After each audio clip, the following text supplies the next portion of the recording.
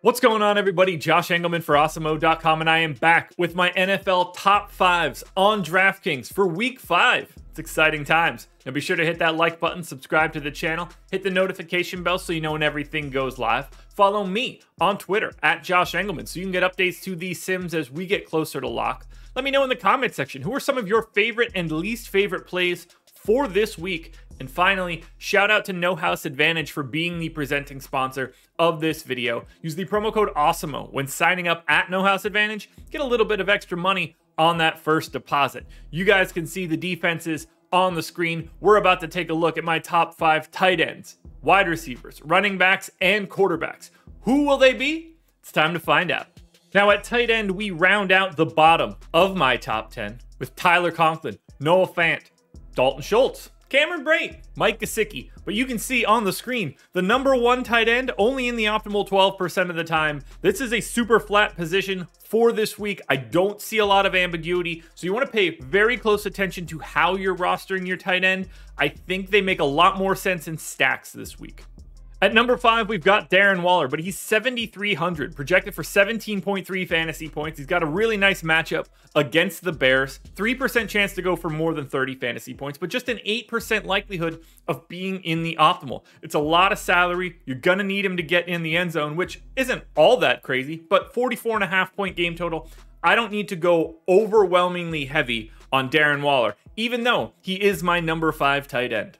Now, if you're looking for value, this one's pretty easy. Number 4, Ricky Seals-Jones, only 2,500, projected for 6.7 fantasy points. This is a middle-of-the-pack offense against an above-average defense. It's not the best spot, but Ricky Seals-Jones is basically free. He has essentially no chance to go for more than 30 fantasy points. The floor is not all that high, but he still has a 9% chance of being in the optimal lineup because when something goes well for Ricky Seals-Jones, it's going well at a $2,500 price tag, allowing you to have very big, high-level players in every other spot in your lineup. Number 3, we've got George Kittle, very reasonably priced at 5,600. He's projected for 13.2 fantasy points. He's got a date with the Arizona Cardinals, who at least play fast, 49 point total here. The problem is quarterback a little bit up in the air. We'll see where we end up on Sunday. This has not been a very good Niners offense. Middle of the pack defense for the Cardinals, 9% likelihood that Kittle can get in the optimal. He looks good. I like him and I like his ceiling for the $5,600 price tag, but ultimately, he just kind of blends in this week. Now we hop into the top 2 and we finally get into double digits. $3,600 Jared Cook is in at that 2 spot, projected for 9.3 fantasy points. Very difficult matchup against Cleveland, the number 2 defense via PFF, but a 47-point game total, certainly something we want to look at. Not really a big chance to go for more than 30, but an 11% likelihood of being in the optimal. He's sort of like a slightly better Ricky Seals-Jones this week just because of the price tag. The number 1 tight end for me this week, $3,200 Evan Ingram, who is a slightly better Ricky Seals-Jones as well. $3,200, as I mentioned, 8.6 fantasy point projection, 52-point game total against the Cowboys. This is the 24th ranked defense. All signs point to Ingram being able to provide some value on this number. If he gets in the end zone, you're going to be very happy. 12% chance, though, of being in the optimal means 88% of the time it's somebody else. Tight end is difficult, but Evan Ingram is at the top. Now we round out the bottom of the top 10 at wideout with T. Higgins, Keenan Allen, DJ Moore, Curtis Samuel, and Antonio Brown. We do have a pretty clear number 1 this week. Wide receivers got a little bit more separation, but at the top, it's pretty obvious, as far as I'm concerned at least. At number 5, edging out his teammate Antonio Brown, we've got Chris Godwin. He's 6,300, projected for 17 fantasy points. Nice matchup against Miami. Tampa is a 10-point favorite, 48-point total. This is the number 1 offense at PFF. Gets the middle of the pack defense. He goes for more than 30 fantasy points 4% of the time, and an 18% likelihood he's in the optimal. Godwin's just a couple $100 underpriced. At number 4, we've got CeeDee Lamb, 6,200, projected for 17.7 fantasy points. The really nice matchup against the Giants. 7-point favorites, 52-point total, the 26th ranked defense at PFF. What's not to like here? 4% likelihood that he can score more than 30 fantasy points. Another guy at that 18% mark. So I really like Lamb. I really like Godwin. They're in a tie for this number 4 spot. Next up in number 3, we've got Jacoby Myers, only 5,600, projected for 16 fantasy points. Matchups don't get much better than taking on Houston. This is the number 30 defense at PFF. 9-point favorites for New England. Unfortunately, just a 39.5-point game total. That is kind of gross, but even still, the floor for Myers, so high. 19% chance to be in the optimal pushes him all the way to the number 3 spot. Double stack of the Cowboys looking pretty good. $6,100 Amari Cooper is coming into that number 2 spot. 17.5 fantasy point projection. That same matchup as CeeDee Lamb looking fantastic with that 52-point game total. Another 4% chance to go for more than 30, but a 20% likelihood to be in the optimal. Whether you're just grabbing Cooper, just grabbing Lamb, or grabbing them both together, the prices are fine. I think it works really well. Not enough to get to number 1, though. That would be $8,200 Davante Adams, projected for 24 fantasy points. It's a good spot. They're 3-point favorites on the road in Cincinnati, 50-point game total. Cincy's defense, middle of the pack at PFF. This is the number 4 offense, according to PFF. And this is where it gets crazy. This is why you want to go to Adams. 28% of the time, he's going for more than 30 fantasy points. 25% of the time, 5% more than Amari Cooper, Davante Adams is in the optimal. 1 out of every 4 times you play this slate, you're going to want to have Davante Adams. Running back is a little wild this week. 2 guys separating pretty massively from the pack, but we round out the bottom of my top 10 with Ezekiel Elliott, Joe Mixon, DeAndre Swift, Alvin Kamara, and Damian Williams on the outside looking in. The top 2 is exciting. I'm ready to get there, but we still got to talk about 5, 4, and 3. Now at 5, we've got Saquon Barkley, $7,300. Big time price tag there for Barkley. 18.6 fantasy point projection. Gets the good matchup at Dallas. 52-point game total. They're underdogs, so they should be throwing at least a little bit. You're hoping to get Barkley a little bit more action out of the backfield. 24th ranked defense. 8% chance to go for more than 30. And a 14% likelihood of being in the optimal. But as you can see, we're taking a step up in tier to 3 and 4. And then we take the giant leap to 1 and 2. We step it up to 9K Derrick Henry, projected for 24 fantasy points, and I don't really know what else I could possibly say here.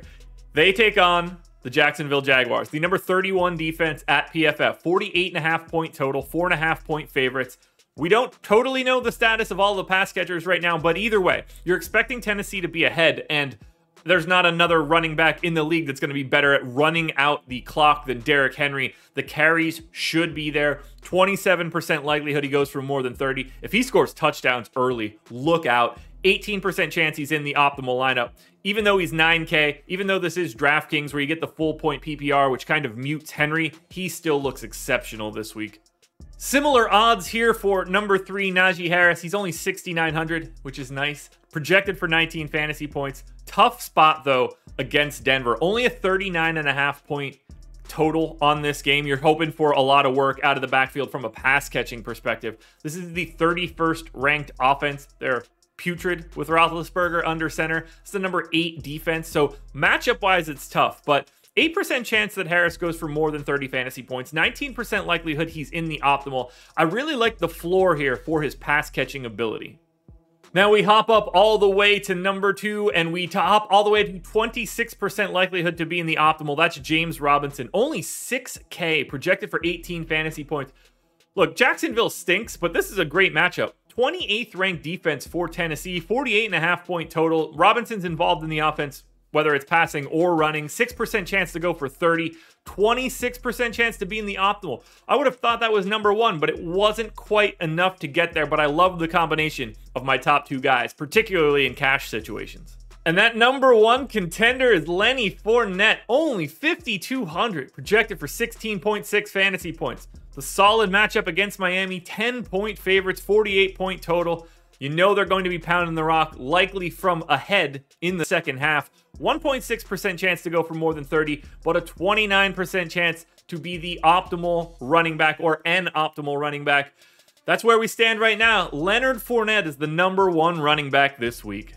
Now, before we get to the quarterbacks, one last reminder, please hit that like button, subscribe to the channel, hit the notification bell so you know when everything goes live. We have a lot of injury news, so pay attention to my Twitter, @Josh Engleman. That is where I will have the updates on Sunday. I almost said someday, which isn't the right word here. I will have my updates on Sunday so we can get a little bit more accurate information. Finally, in the comments section, I want to know who your favorite and least favorite plays are for this week. We're closing it out individually at quarterback, and we do have two guys separating from the pack, but Jared Goff, Justin Herbert, Ryan Tannehill, Mac Jones, and Kirk Cousins are on the outside looking in. Now remember, individual quarterback optimal, not all that interesting. You want to be able to still make the stacks, but even still, if we're talking solo, if we're talking cash games, this is what we're trying to look at. First up, number 5, Tom Brady, 7,400, projected for 23.5 fantasy points. 10-point favorites. You're hoping that Brady gets there in the air early so that we don't have to worry about it as much late. But plenty of weapons, plenty of options, 48-point total. 8% chance to score more than 30 fantasy points, but just a 6% chance of being in the optimal in general.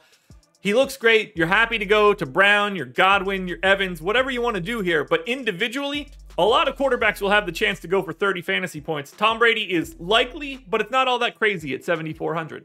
Now at number 4, we've got Kyler Murray, 8K, projected for 25.5 fantasy points. Really nice matchup against San Francisco, 49-point total. Arizona 5-point favorites, but Niners defense is 9th at PFF. Now, Murray has a bigger ceiling because of the groundwork, so 20% chance that he can go for more than 30, but still just an 8% likelihood of being in the optimal because you're going to need him to go for 30 or more to be an optimal quarterback at 8K. That's a huge price tag. There's enough value out there this week that it's not a big problem, but I think it's easier to find value at quarterback and pay up elsewhere. Speaking of value at quarterback, $6,100 Derek Carr looks good, 21 fantasy point projection. Good matchup. I will say it's like slightly above average matchup against the Bears. 44.5 point total isn't the best, but it's not the worst on this slate either. It's middle of the pack. 18th ranked defense for the Bears is about middle of the pack. 1% likelihood that Carr goes for more than 30, but a 9% chance that he is in the optimal lineup because 6,100 is a really nice price tag for Derek Carr in this spot. Now we're all the way up to number 2 and we're into the double digits now. 6,900, which is nice. Dak Prescott, 24 fantasy point projection. Great matchup against the Giants. 7-point favorites. 52-point total. 26th ranked defense. 2 wide receivers in my top 5. An 11% chance to score 30 or more. A 13% chance to be the optimal individual quarterback. What's not to like? Getting to Dak and getting to Cowboy stacks seems like a fantastic way to play the slate for this Sunday. But if you're looking for the most optimal quarterback this week, it is 6K Daniel Jones. He's in the same game, projected for 22 fantasy points. It's a really nice matchup against the Cowboys. They're the 24th ranked defense. You can go to Daniel Jones and say Evan Ingram and bring it back with plenty of options. Zeke, Lamb, Cooper, easy stuff. 3.5% chance to go for more than 30, but a 17% likelihood of being the optimal quarterback. I expect him to be the preferred cash game option unless you have additional salary, but either way, Daniel Jones is the most optimal individual quarterback for week 5. Alrighty, folks, that will do it. Those are my NFL DFS contenders. My top 5s at defense, tight end, wideout, running back, and quarterback for week 5 in the NFL. Please, please, please hit that like button. You know how much it helps me out. Keep your eyes peeled. There's a FanDuel version of this video around here somewhere. I will be back Sunday morning for another edition of the Contenders for Sunday Night Football. Good luck, everybody.